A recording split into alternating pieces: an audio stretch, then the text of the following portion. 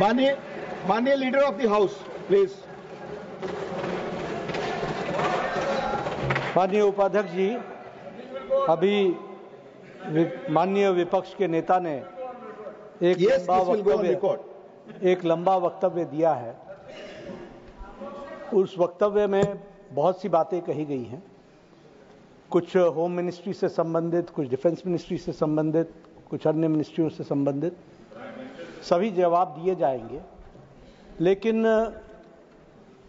इस डिबेट में उस समय विपक्ष के नेता ने यील्ड नहीं किया, इसलिए मुझे उस समय बीच में बोलने का मौका नहीं मिला।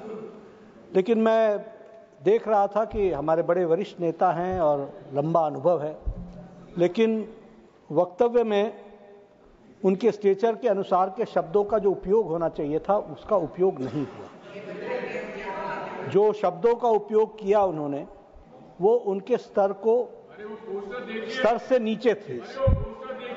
तो इसलिए मैं आपसे पहला निवेदन करूंगा कि उन शब्दों को एक्सपंज कर दिया जाए जो शब्द स्तर विहीन थे। दूसरी बात कि हमारे बड़े वरिष्ठ नेता हैं, लेकिन जिस तरीके से इन्होंने माननीय प्रधानमंत्री जी पर टिप्पणी की है, मैं इनकी तकलीफ समझ सकता हूं। 11 साल से उनको वहां बैठाए रखा है, and he happens to be the most popular leader of the world. Our Prime Minister is the most popular leader of the world. दुनिया के हमारी पार्टी को गर्व भी है और गौरव भी है, लेकिन अगर वो हमारे प्राइम मिनिस्टर हैं, ये पार्टी के लिए गौरव का विषय है तो देश के लिए भी गौरव का विषय है। लेकिन आप पार्टी से इतने जुड़ गए हैं कि देश का विषय गौण हो जाता है, और इसलिए आपकी तकलीफ में मेंटल बैलेंस खो करके उन शब्दों का प्रयोग और उस तरीके से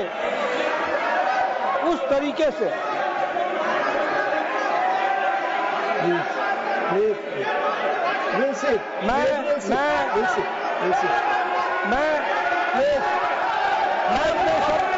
अपने शब्द वापस लेता हूं। I take back my words. Yes, take it back. Yes, sir. I take back my words. He has taken back his words. I have. He has taken back his words. I have taken back my words. अब सुनिए, मानसिक असंतुलन नहीं, भावावेश में on record भावावेश कर दीजिए। भावावेश में जो शब्द बोले हैं वो शब्द उनकी पार्टी और उनके व्यक्तित्व से मेल नहीं खाते हैं। उनको निश्चित रूप से एक्सपंज करने की कृपा करें, यही मैं कहना चाहता हूं।